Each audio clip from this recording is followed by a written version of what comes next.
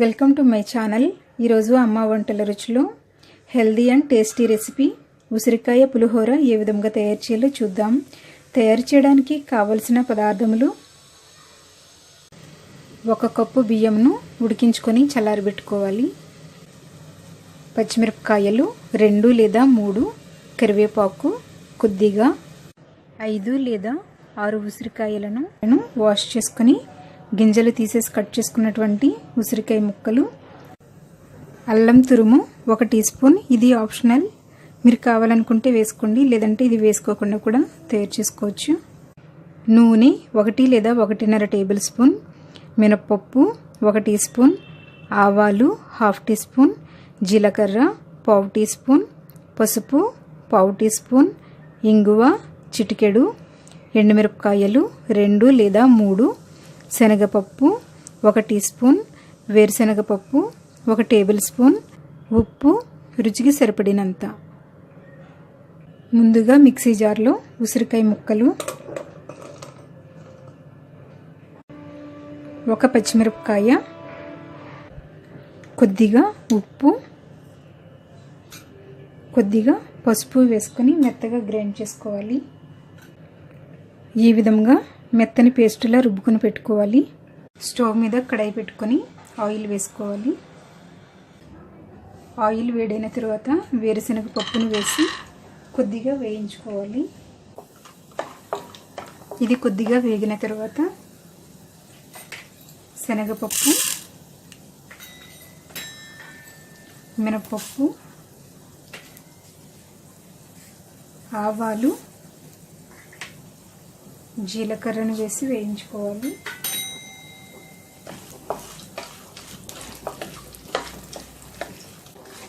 ఇవి కొంచెం వేగిన తర్వాత ఎండుమిరపకాయ ముక్కలను వేసుకొని వేయించుకోవాలి.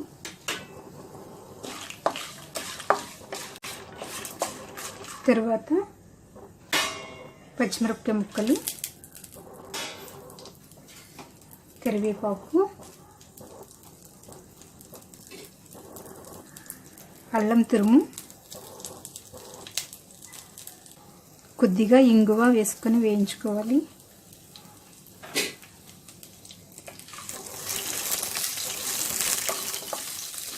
ఇవి వేగిన తర్వాత పసుపు, రుచికి సరిపడినంత ఉప్పు వేసి ఒకసారి కలుపుకోవాలి.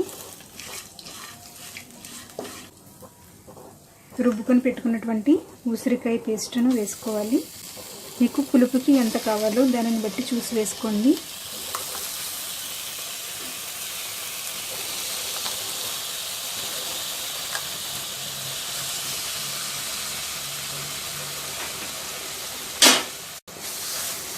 కలుపుతూ 2 మినిట్స్ వేయించుకోవాలి, పచ్చివాసన పోయేంత వరకు.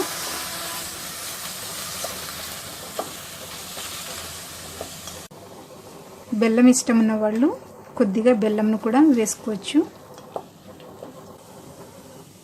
2 మినిట్స్ వేయించుకున్న తర్వాత ఉడికించి చల్లారబెట్టుకున్నటువంటి రైస్ను వేసుకోవాలి.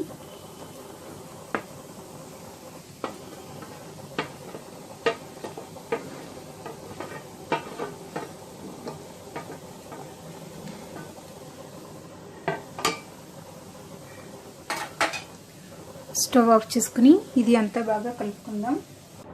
ఇది అంతా బాగా కలుపుకోవాలి.